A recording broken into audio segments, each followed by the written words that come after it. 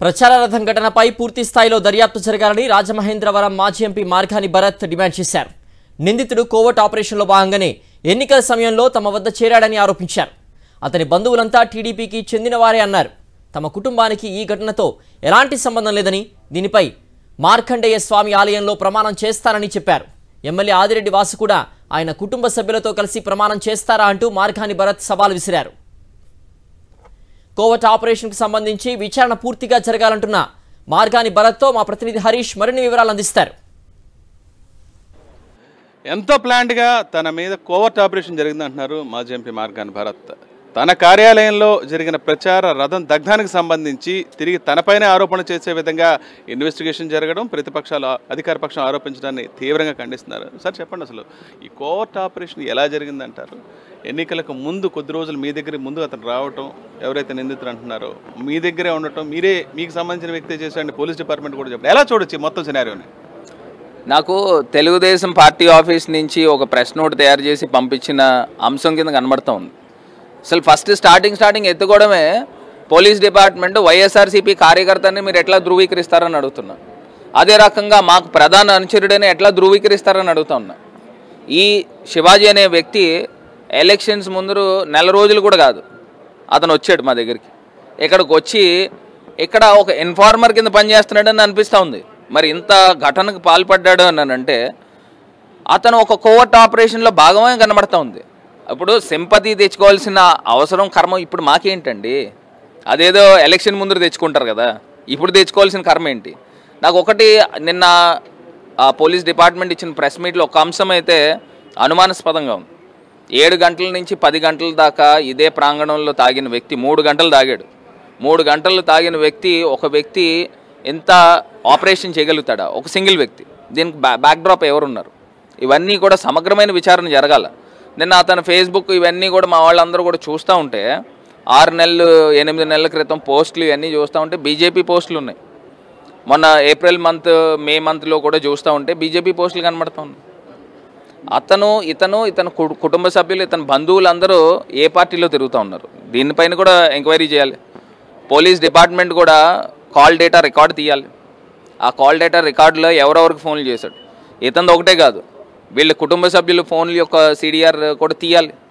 తీసి ఎవరు పూర్తిగా దీంట్లో వెనకాల ఉన్నారనేది బయటికి తీయాలి. అంతేగాని తీసుకొచ్చి మా పైన ఇలా బురద జల్లేయడం ఎంతవరకు సబబు అని అడుగుతాను.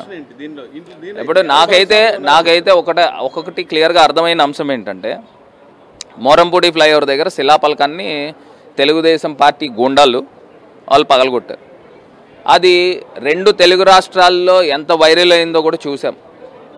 కొన్ని లక్షల 50-60 లక్షల మంది చూశారు. అది వాళ్ళపైన అంత అన్పాపులర్ అయ్యారు కాబట్టి ఈ వెహికల్ని మా మనిషి చేతే తగలబెట్టించి మా పైనే రుద్దే కార్యక్రమం జరుగుతుందని అనిపిస్తూ ఉంది. ఇప్పుడు నాకు ఒకటి అర్థం కాల, అంత బ్లాంక్గా ఎట్లా ఇస్తారు అని అడుగుతున్నా. మా అనుచరుడని ఎట్లా మాట్లాడగలుగుతారు? పార్టీ కార్యకర్తని ఎట్లా చెప్తారు? దీనిపైన నిజంగా ఎంక్వైరీ జరిగితే పూర్తిగా జరగాలి కదండి.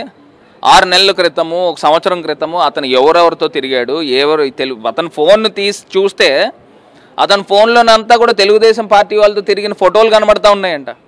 అసలు ఏం జరుగుతూ ఉంది?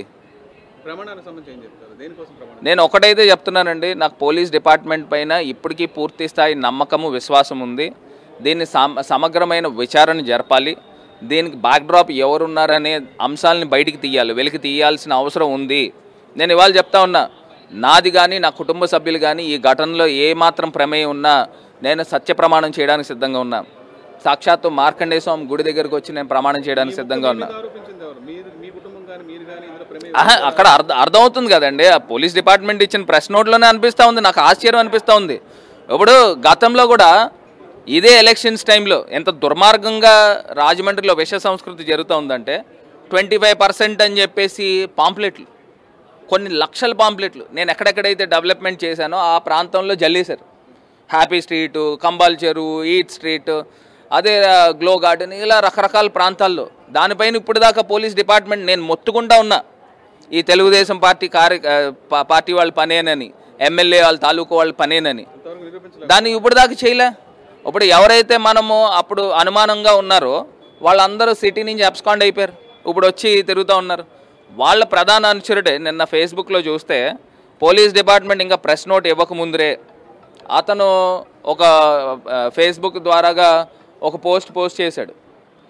ఇప్పుడు ఒక కొద్ది గంటల్లో సంచలనం రాబోతా ఉంది మాజీ ఎంపీ పైన అని ఏదో ఒక పోస్ట్.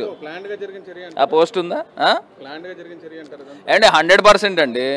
అసలు ఇంత దారుణమైన విష సంస్కృతి ఇప్పటిదాకా రాజమండ్రిలో లేదు. ఇంత దుర్మార్గపు ఆలోచనలు ఉన్న వాళ్ళు ఇంకా అధికారంలోకి వచ్చి ప్రజాప్రతినిధులు అవుతూ ఉంటే మరి నిజంగా ప్రజల్ని ఆ దేవుడే కాపాడాలి. నేను అదే చెప్తున్నా, ఎమ్మెల్యే కుటుంబ సభ్యులు ఈ ఘటనలో ప్రమేయం లేకపోతే మీరు సత్య ప్రమాణం చేయడానికి సిద్ధంగా ఉన్నారా అని నేను సూటిగా సవాల్ విసురుతా ఉన్నా. ప్రధానంగా 2 అంశాలు ఉన్నాయి ఇక్కడ. ఒకటి, ఎన్నికలకు ముందు ఓ వ్యక్తిని పంపించి కోవర్ట్ ఆపరేషన్ చేశారు, ఈ విషయం మీద కూడా ఇన్వెస్టిగేషన్ జరగాలని చెప్పి మాజీ ఎంపీ భరత్ అడుగుతున్నారు. దీంతోపాటు ఎవరైతే తన మీద ఆరోపణ చేశారో అధికార పక్ష నేతలు ఎమ్మెల్యే డైరెక్ట్గా సూటిగా ఒక సవాల్ విసురుతున్నారు.